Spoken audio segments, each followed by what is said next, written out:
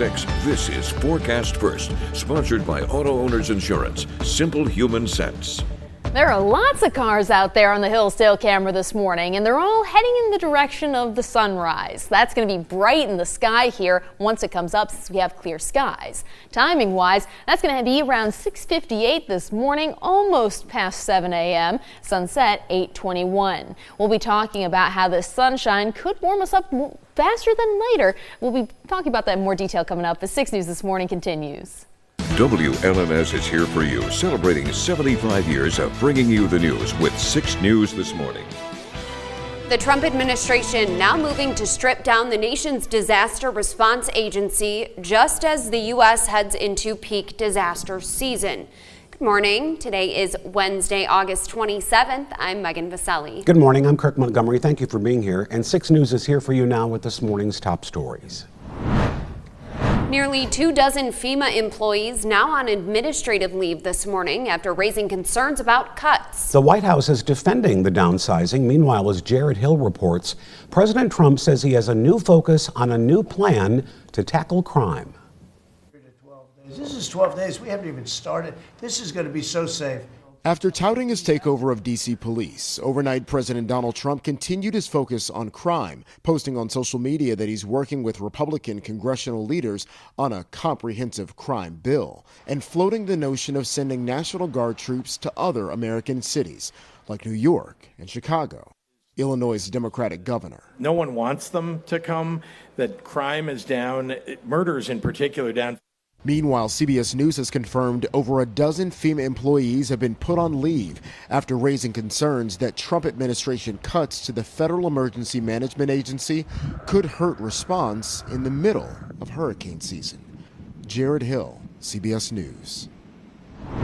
Meanwhile, President Trump is not backing down from his plan to fire Michigan State professor Lisa Cook from the Reserve's Board of Governors. However, Cook and her attorney argue that the move has no legal basis, and now they plan to sue. This follows an apparent letter of termination that was posted by the president, claiming that he found sufficient cause to remove Cook from the post over allegations of mortgage fraud dating back to 2021. The Trump administration also cited the allegations in a criminal referral to the Justice Department. The referral was issued by the Federal Housing Finance Agency, which is run by a Trump ally, claiming she had 2 different homes listed as her primary residence. In response, Cook's lawyer issued a statement saying the attempt to fire her, quote, lacks any factual or legal basis, and vows to sue the administration. If the president succeeds in removing Cook from the Fed's Board of Governors, experts warn it could give him the chance to appoint a board member who shares his view about cutting rates fast. Take a close look at your screen. Police need your help this morning finding this 16-year-old girl with autism who's missing from Michigan's Thumb region. Authorities say Victoria Thompson was reported missing from the Millington area on Saturday. That's located in Tuscola County. The sheriff's office there says she left with her dog and likely got picked up by someone, but it's not clear who. She was last seen wearing light blue jeans, cowboy boots, and a blue shirt. Anyone who sees her should call 911 immediately. 6 News has learned Jackson City Council appointed an interim city treasurer, although the chosen candidate wasn't the first choice. In a 4-3 vote, City Council members appointed Nanette Munton to fill the position that was left vacant when former treasurer Martin Griffin passed away. Our media partners at MLive report that out of 4 candidates, Munton and former Jackson County Commissioner Jonathan Williams were the finalists. Williams received the majority vote but ended up declining the position. Now, if Munton wants to hold that position, she'll have to run during next year's August election. Moving now to the state capitol, where Governor Gretchen Whitmer signs several bills into law. This includes legislation that now makes it a crime to generate and distribute deep fake pornography depicting real people without their consent. Now, the legislation is called Protection from Intimate Deepfakes Act. It was signed into law by the governor yesterday. It bans the creation of non-consensual sexual deepfakes.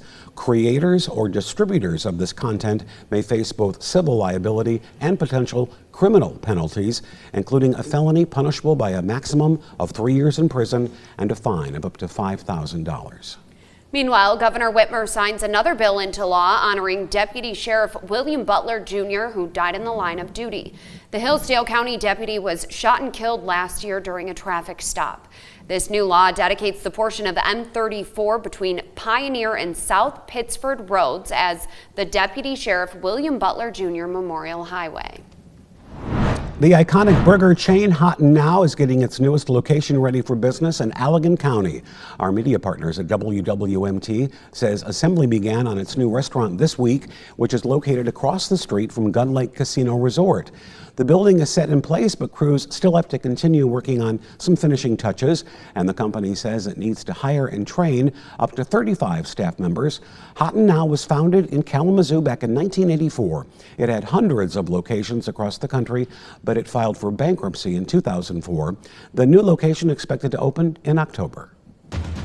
From Storm Tracker 6, this is Weather on the Sixes, sponsored by Auto Owners Insurance. Simple human sense. Well, hopefully you have something hot to drink when you head outside because it's cold out there. We have clear skies overhead right now, and they've been there all night. That's allowed our temperatures to drop. We're seeing the 30s now in Charlotte, 39 degrees. Now remember, that's out in an open field, and it just of course updated, so you blink and you miss it. These temperatures are a little squirrely right now, but they're going to be warming up here when the sun comes up.